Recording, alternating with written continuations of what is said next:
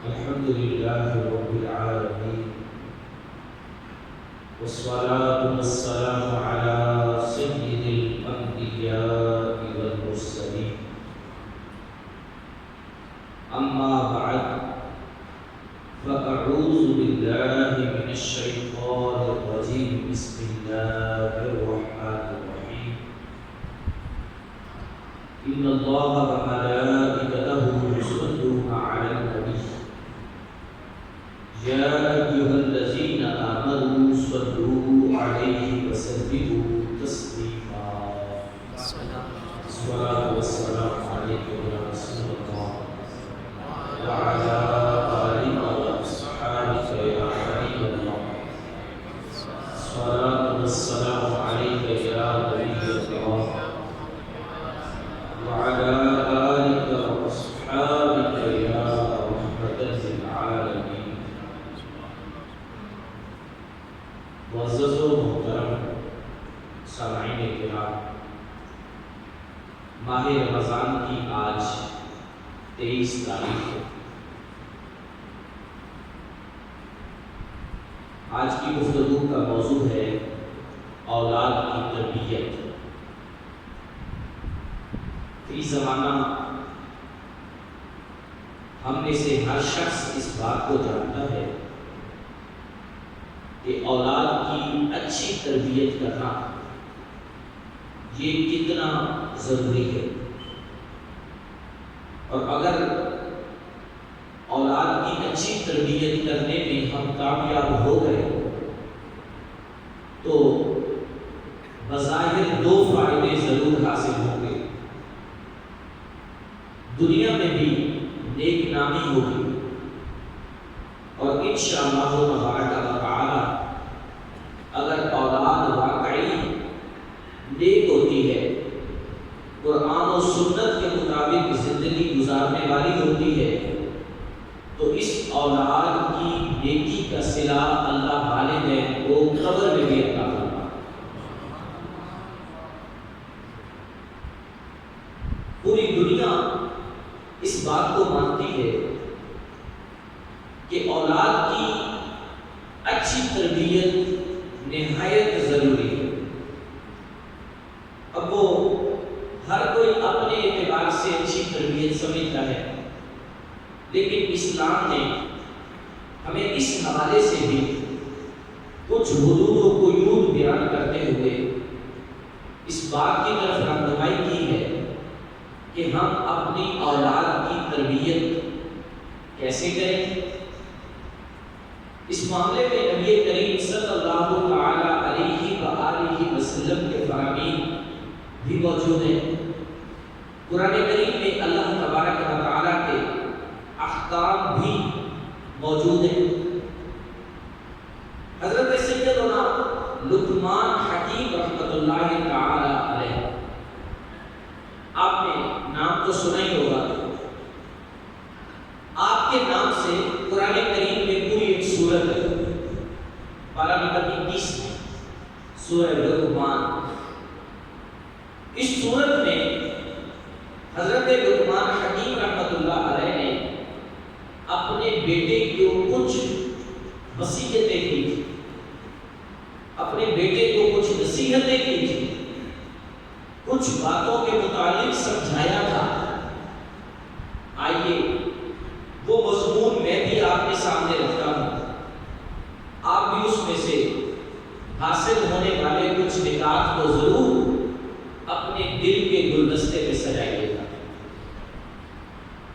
پارہ نمبر 21 سورہ لقمان، آیت نمبر 17 سے لے کر 19 تک ارشاد فرمایا، یا بنی اقم الصلاۃ، اے بیٹے نماز قائم رکھنا۔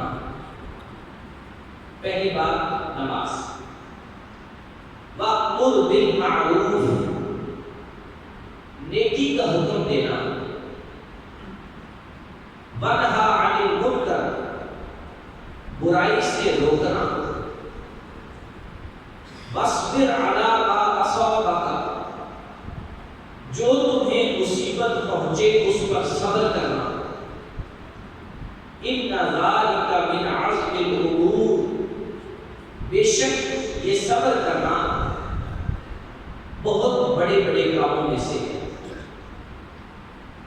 ولا تصعر خدك للناس، اور کسی سے بات کرنے میں اپنے رخسار پر کجینہ نہ، بات کرتے ہوئے مطلب ماتھے پر سلوٹے نہ ڈالنا کہ لوگ مجھے یہ سمجھیں کہ شاید یہ غصے میں بات کر رہے ہیں۔ وَلَا تَمْشِ فِي الْأَرْضِ مَرَحًا، اور زمین میں اکڑ کر نہ چلنا، اکڑ کر نہ چلنا۔ إِنَّ اللَّهَ لَا يُحِبُّ كُلَّ مُخْتَالٍ فَخُورٍ، بے شک اللہ فخر کرنے والے اور اترانے والے شخص کو پسند نہیں کرتا۔ وَاقْصِدْ فِي مَشْيِكَ، اپنی چال میں درمیانی راہ اختیار کر، چلنا پڑ جائے تو درمیانی صورت، نہ بھاگتے ہوئے نہ ایسے کہ جیسے بیمار چل رہا ہے۔ وَاغْضُضْ مِنْ صَوْتِكَ، اپنی آواز کو آہستہ رکھ، کیوں؟ إِنَّ أَنْكَرَ الْأَصْوَاتِ لَصَوْتُ الْحَمِيرِ، بے شک اللہ کے نزدیک سب سے بری آواز گدھے کی آواز ہے، کیونکہ گدھا چیختا ہے، چلاتا ہے، اور چیخنا چلانا اللہ کو پسند نہیں۔ آیت کریمہ ان آیات میں حضرت لقمان حکیم رحمۃ اللہ تعالی علیہ نے اپنے بیٹے کو جو نصیحتیں کی ان کا خلاصہ ایک بار پھر سنیے گا۔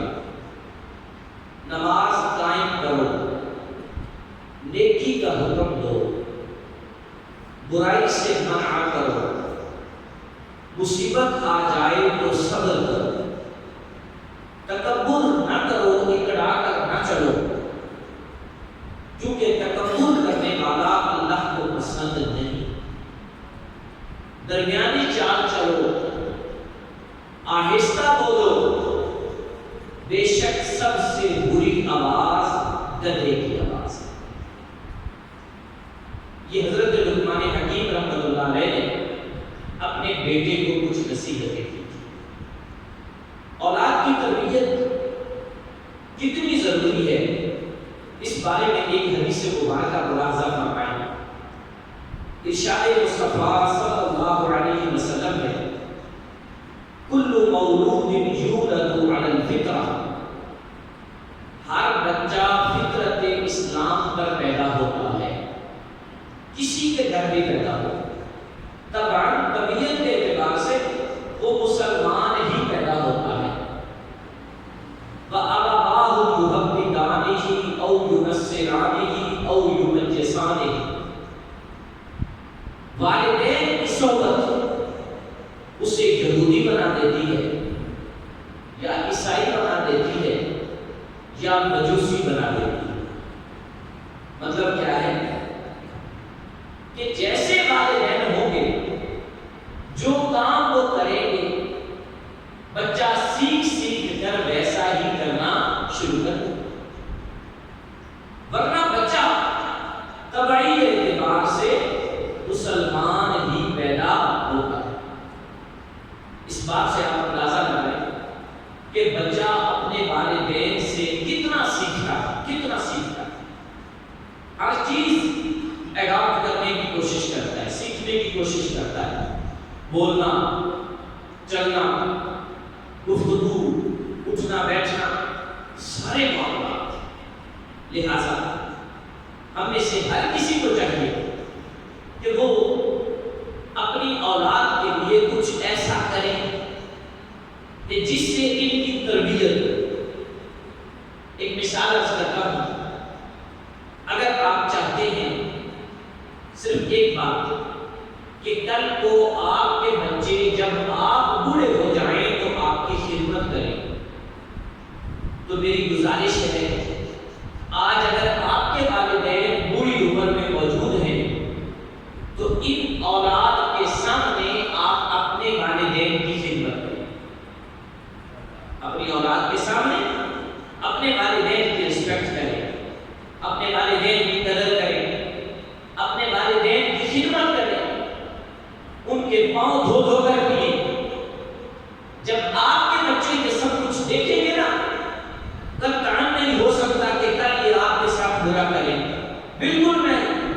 انشاءاللہ اس سے اچھا ہی کریں گے، کیونکہ آپ نے ان کی تربیت بڑی اچھی کری ہے۔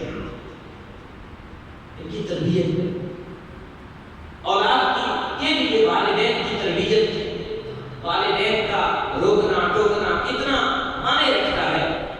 ایک بات اور عرض کرنے لگا، ایک سوال یہ ذہن میں پیدا ہوتا ہے کہ آخر اولاد کی تربیت کب کرنی چاہیے؟ شاید ہم میں سے ہر کوئی سمجھتا ہے کہ جب یہ بڑے ہو جائیں نا 17-18 سال کے تو ان کی تربیت کرنی چاہیے۔ نہیں، یہ کنسپٹ غلط ہے۔ ہم چھوٹے بچوں کو یوں کہہ کے اگنور کرتے رہتے ہیں، چل کوئی نہیں حالے بچہ ہے، چل کوئی نہیں حالے بچہ ہے، بڑا ہو جائے گا تو سمجھ جائے گا، بڑا ہو جائے گا تو سمجھ جائے گا، یہ کہہ کر ہم اگنور کرتے رہتے ہیں۔ حالانکہ بزرگ سمجھاتے ہیں کہ جب کسی پودے کو موڑنا ہو، پودا بھی جب وہ درخت بن رہا ہے تو اس وقت کے جب وہ نرم شاخ ہے، جیسے چاہیں آپ اس کو ریموو کر سکتے، جیسے چاہیں۔ وہی پودا جب درخت بن جاتا ہے نا، اسے جب آپ موڑنے کی کوشش کرتے ہیں تو وہ مڑتا نہیں، ٹوٹ جاتا ہے۔ سمجھ آئے؟ وہ مڑتا نہیں، وہ ٹوٹ جاتا ہے۔ تو جس وقت میں تربیت ضروری ہوتی ہے ہم اس وقت میں اگنور کر رہے ہوتے ہیں، کوئی نہیں بچہ ہے، کوئی نہیں بچہ ہے۔ نہیں، فرمایا جب بچہ سمجھدار ہو جائے، جو روایتیں بزرگوں نے لکھی ہیں وہ لکھی ہیں 7-8 سال کی، لیکن میں کہتا ہوں کہ آج کل فارورڈ دور ہے نا، آج کل ہمارے بچے 3-4 سال کے موبائل چلانا شروع کر دیتے ہیں کہ وہ فنکشن جو باپ کو بھی کھولنے نہیں آتے بچہ کھول کے بیٹھا ہو جاتا ہے۔ پہلے کیا 3 سال کا بچہ اسکول میں جاتا تھا؟ مجھے بتائیے، جاتا تھا؟ اب بچہ پہلا بعد میں ہوتا ہے، اسکول میں پہلے ایڈمیشن کرا دیا جاتا ہے۔ ایسے لوگ نہیں ہیں، ہاں آپ کہیں گے کہ پتہ نہیں کون سی باتیں کر رہی ہیں، یہ دور بھی آ چکا ہے، بچے سے پہلے ایڈمیشن ہو چکے ہوتے ہیں اور پتہ نہیں کیا کیا جناب سلسلہ ہے۔ تو جو ہی بچہ سمجھدار ہو جائے اس کو احسن انداز سے، پیارے انداز سے اس کی تربیت کیجیے، اور اگر ہم اگنور کرتے رہیں کوئی نہیں بڑا ہو کر سمجھ جائے گا، بڑا ہو کر سمجھ جائے گا، تو پھر وہ سمجھتا نہیں۔ سمجھانے کے لیے بزرگوں نے ایک حکایت لکھی ہے، ایک شخص کو برے کاموں کی وجہ سے پھانسی ہونے لگی، تو آپ بھی سمجھتے ہیں کہ جب کسی کو سزائے موت دی جاتی ہے تو اسے کہا جاتا ہے کہ تیری کوئی آخری تمنا ہے تو بتا۔ اسے بھی پوچھا گیا، اس نے کہا میری ماں کو بلایا جائے، میں ماں سے ملنا چاہتا ہوں۔ تو یہ کوئی نئی بات نہیں تھی، ہر کوئی آخری وقت میں اپنے ماں باپ کو ملنا چاہتا ہے۔ ماں کو بلایا گیا، اس نے کہا میری ماں کو میرے قریب کیا جائے۔ ماں کو قریب کیا گیا تو اس نے ماں سے کچھ پیار محبت کرنے کی بجائے معاذ اللہ اپنے دانتوں کے ساتھ ماں کا کان چیر دیا۔ لوگوں نے جو کر کے ماں کو چھڑوایا، ماں نے بھی گالیاں بکی کہ تو مر رہا ہے، مرتے ہوئے تو یہ کام کر رہا ہے۔ لوگوں نے اس سے پوچھا کہ اس وقت تو لوگ اچھا کام کرتے ہیں کہ کنفرم ہے کہ اب تمہیں مر جانا، تم نے اس وقت یہ کام کیوں کیا؟ اس نوجوان کا جواب سن لیا، اس نے کہا اس تختہ دار تک لٹکانے میں میری ماں کا بڑا کردار، آج جو یہاں لٹک رہا ہوں نا یہ میری ماں کی وجہ سے۔ بڑے حیران ہوئے، یہ کیسے؟ اس نے کہا جب میں چھوٹا سا تھا، مدرسے میں مکتب میں پڑھتا تھا، تو سب سے پہلے دن میں نے پینسل چرائی تھی اپنے ساتھی اور میں گھر لے کے آیا تھا۔ میری ماں نے اس پینسل کے چرانے پر مجھے ڈانٹا نہیں تھا، مارا نہیں تھا، سمجھایا نہیں تھا، بلکہ چمکی دی تھی، چل کوئی ایسی بات نہیں، ایسا تو ہوتا ہی نہیں۔ میں دلیل ہو گیا، میں نے کہا یہ تو اچھا کام ہے۔ ایک دن پینسل چرائی، اگلے دن کتاب چرائی، اگلے دن کچھ اور چرایا، یوں ماں کی چمکی کی وجہ سے میں چوریوں میں بڑھتا گیا۔ اسکول کی لائف ختم ہوئی تو میں نے لوگوں کی چوریاں شروع کر دی، ڈاکے ڈالنے شروع کر دیے، حتیٰ کہ قتل و غارت بھی کرنا شروع کر دی، اور آج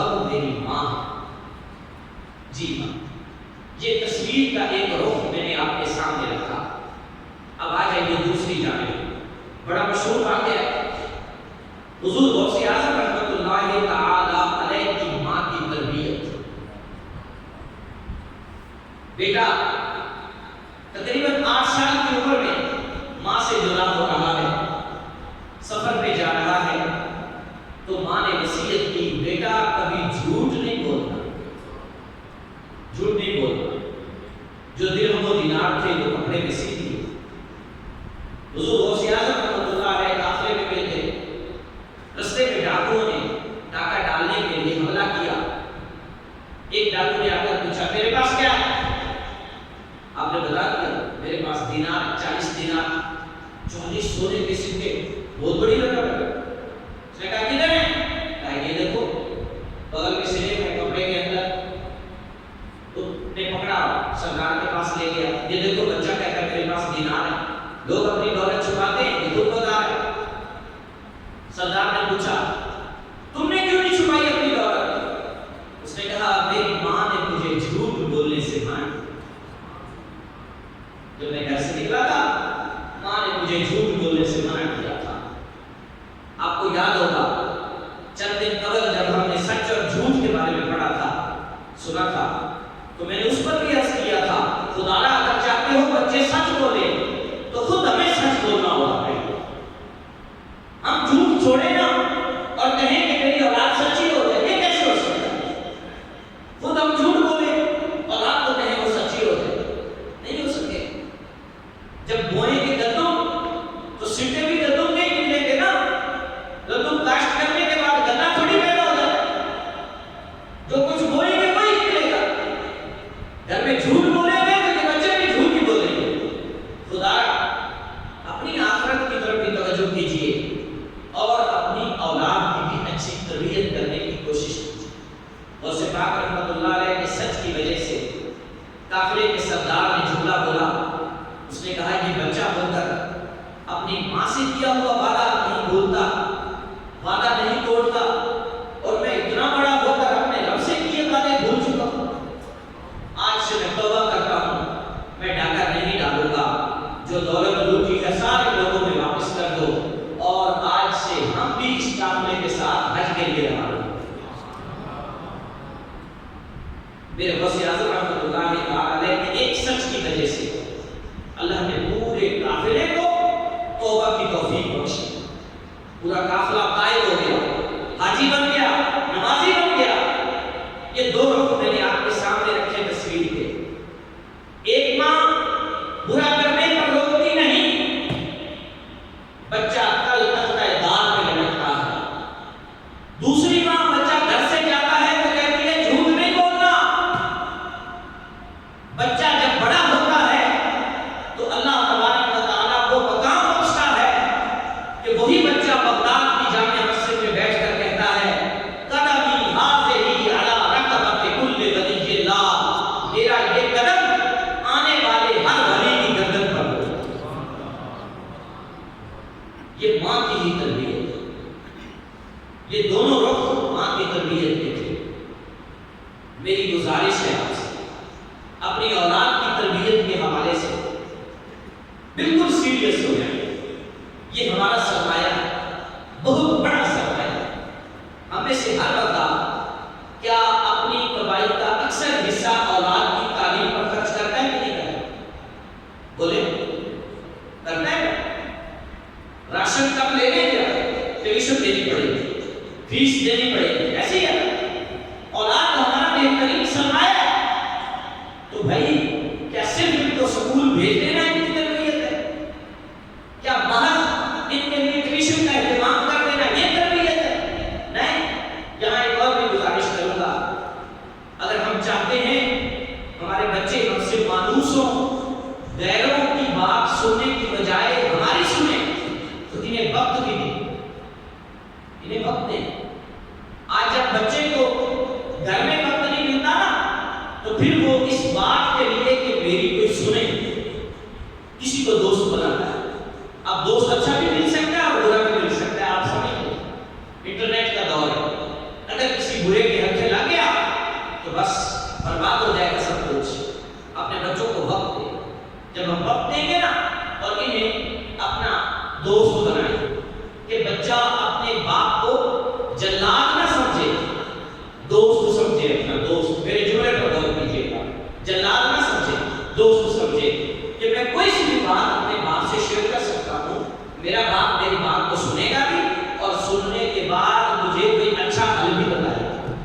یوں ہونا چاہیے اپنے بچوں کے ساتھ۔ جب یوں ہوں گے تو انشاءاللہ یہ ہر اچھی بدی ہم سے شیئر کریں گے، ہماری بات سنیں گے۔ پھر ایک اور بات عرض کرتا ہوں، بچے کی بات کو توجہ سے سنا کریں، توجہ سے، جیسے ہم بڑے کی بات سنتے ہیں۔ یہ بھی بڑی ایک اہم بات ہے۔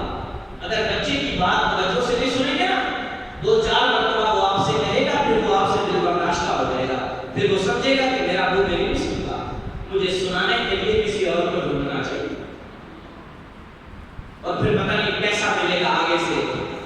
سنا کریں توجہ سے ان کی بات، ٹائم نکالا کریں ان کے لیے، ان کی تربیت دیا کریں، انہیں دین کے اچھے اچھے واقعات سکھایا کریں۔ جی ہاں، اس کے لیے ہمیں خود مطالعہ کرنا ہوگا۔ پھر ایک اور بات بڑی اہم ہے، میں یہاں مشورہ دوں گا آپ کو، آج کل ہمارے بچوں کا اکثر وقت ٹی وی کی اسکرین کے سامنے گزرتا ہے نا، اب وہ بصورت کارٹون ہو یا بصورت کچھ اور ہو، جو بھی آپ سمجھیں۔ میں عرض کرتا ہوں کہ کارٹون آپ کیا سمجھتے ہیں کہ یہ صرف ایک وقت گزارنے کا ذریعہ ہے؟ نہیں، یہ سب کچھ آپ کے بچوں کے ذہنوں پہ نقش کر رہے ہیں۔ یہ بھارت کے، انڈیا کے کارٹون آپ کے بچوں کی تربیت خراب کر رہے ہیں، ان کے ذہنوں میں بھگوان ڈال رہے ہیں، ان کے ذہنوں میں بدھ ڈال رہے ہیں، ان کے ذہنوں میں کچھ اور ڈال رہے ہیں۔ آپ کیا سمجھتے ہیں؟ اور بچہ پورا کاغذ ہے، اس پہ جو لکھ دیا جائے گا وہی رہے گا ہمیشہ کے لیے۔ ایک واقعہ مجھے یاد آیا، یہ جلے دل سے میں باتیں کر رہا ہوں، حیدرآباد کا واقعہ۔ کافی عرصہ پہلے میں نے یہ اخبار میں پڑھا تھا کہ ایک امیر آدمی کا ایک لڑکا بیٹا تھا، اور امیر ترین آدمی کی نہ اپنی کوئی تربیت تھی اسلام کے حوالے سے، نہ اس نے بیٹے کی تھی۔ باپ فوت ہو گیا، عزیز رشتہ دار گھر میں آ گئے، سب بیٹھے ہوئے۔ تھوڑی دیر بعد بیٹا گاڑی نکال کے کہیں جانے لگا، قریبی رشتہ دار نے روکا، بیٹے آج باہر جانے کا دن نہیں ہے، تیرے ابو فوت ہو گئے، تو باہر جا رہا ہے۔ توجہ سے میرا جملہ سنیے گا۔ بیٹے نے کہا میں ذرا لکڑیوں کا اہتمام کر کے آیا۔ لکڑیوں کا؟ خیر لکڑیاں کس کام کے لیے؟ بیٹے کا جواب سنیے گا، مسلمان کے گھر پیدا ہونے والا بیٹا جب تربیت ان کی ہندوؤں کی فلمیں کرے گی تو پھر نتیجہ یہی نکلے گا۔ بیٹے نے کہا ابو کو جلانا نہیں ہے، ابو کی چتا نہیں جلانی، لوگ کانوں کو ہاتھ لگاتے ہیں، وہ بیٹے وہ تو کفر پکارے کرتے ہیں، ہندو کرتے ہیں، ہم تو مسلمان ہیں۔ اس بیٹے نے کہا مجھے نہیں پتا مسلمان اپنی میت کے ساتھ کیا کرتے ہیں، کیونکہ میں کبھی جنازے میں نہیں گیا، مجھے بالکل نہیں پتا کیا ہوتا ہے کیا نہیں ہوتا۔ میں نے تو صرف فلمیں دیکھی ہیں، اور ان فلموں میں یہی کچھ ہوتا ہے کہ جب کوئی مر جاتا ہے تو اسے جلایا جاتا ہے۔ میں نے کہا زندگی میں تو ابو کی میں نے مانی کوئی نہیں، چلو آج ابو کے لیے اچھا کام یہ کروں کہ لکڑیاں خود خریدنے چلا جاتا ہوں۔ آپ لوگوں نے مجھے بتایا کہ میں مسلمان ہوں، ورنہ مجھے تو نہیں پتا تھا کہ مسلمان کیا کرتے ہیں۔ پاکستان اسلامی جمہوریہ کے شہر حیدرآباد کا یہ واقعہ ہے۔ اگر تربیت سکرین کرے گی نا تو پھر یہ حال ہوگی۔ یہاں میں ایک مشورہ آپ کو پیش کرتا ہوں، ہمارے گھروں میں اگر ہم یہ کرنے میں کامیاب ہو جائیں تو آپ مجھے ضرور دعا دیں گے کہ ہم اپنے گھروں میں یہ پابندی لگا دیں، کچھ اور نہیں چلے گا، صرف مدنی چینل چلے گا، مدنی چینل چلے گا، اسلامی چینل، وہ واحد چینل جو خرافات سے پاک ہے، جو گناہوں سے پاک ہے، جو عورت جیسی ایڈورٹائز سے پاک ہے، عقیدے کا پختہ اہل سنت کا چینل، مدنی چینل۔ اور آج کل تو شام کو 2 گھنٹے ٹرانسمیشن صرف بچوں کی آ رہی ہے، بچوں کا مدنی چینل کے نام سے، بچوں کی اس میں تربیت، بچوں کی اس میں باتیں۔ میری گزارش ہے اپنے اپنے گھروں میں اس بات کا بھی انتظام کریں کہ ہمارے بچے کوئی کارٹون نہ دیکھیں، صرف مدنی چینل دیکھیں، ہم خود ان کی تربیت کریں، خود ان کو کچھ سکھائیں، ان کو دین کے متعلق بتائیں۔ آج اگر تربیت کرنے میں ہم کامیاب ہو گئے تو انشاءاللہ کل ہمیں پھل بہت اچھا ملے گا۔ اللہ تعالیٰ کی بارگاہ میں دعا ہے رب العالمین ہم سب کی حاضری اپنی بارگاہ میں قبول فرمائے۔ وآخر